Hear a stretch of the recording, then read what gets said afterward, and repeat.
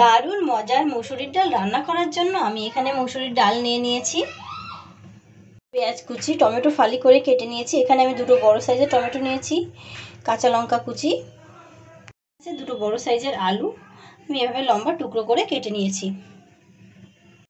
মুসুরির ডাল ধোয়ার ডালগুলো আমি ভালোভাবে ধুয়ে পরিষ্কার করে নিয়েছি। এখন দিয়ে দিচ্ছি পেঁয়াজ কুচি, কাঁচা লঙ্কা, আলু, কেটে রাখা আলু দিয়ে দেব, দিয়ে দিচ্ছি ফালি করে রাখা টমেটো,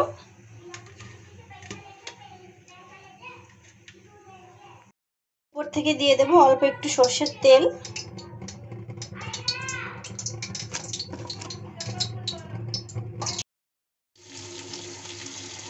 ফোড়ন দিয়ে দিচ্ছি 5 ফোড়ন,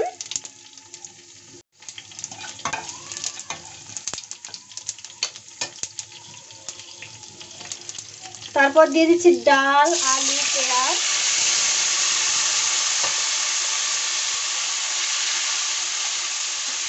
ডালটা তোমরা অনেকভাবে রান্না করেছো মুসুরির ডাল, কখনো যদি এইভাবে করে না থাকো তাহলে অবশ্যই করবে, অনেক ভালো লাগে।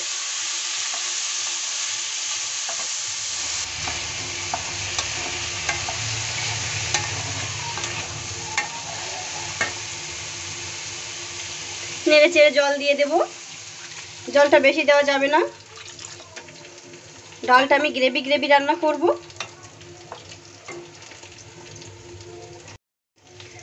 স্বাদ অনুযায়ী লবণ, মতো হলুদ।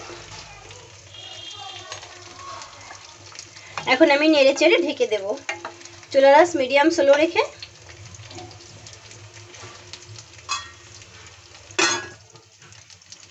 ঢেকে দিচ্ছি 7-8 মিনিটের জন্য।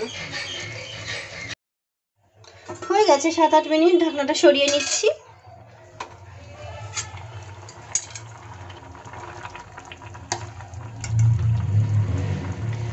আলু, ডাল, টমেটো সব সেদ্ধ হয়ে গেছে।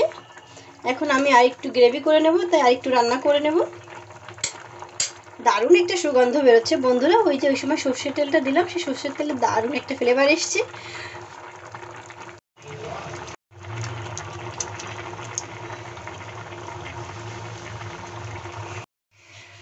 মজাদার এই মুসুরির ডাল রেসিপিটি একেবারেই তৈরি হয়ে গেছে।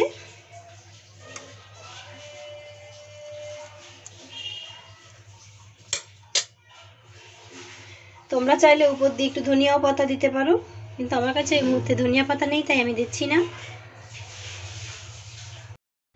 বন্ধুরা, ডালের এই মজাদার রেসিপিটি একেবারেই রেডি হয়ে গেছে। সার্ভ করার জন্য গরম ভাত, রুটি, পরোটা, নানের সঙ্গে তোমরা সার্ভ করতে পারো, দারুণ হয়।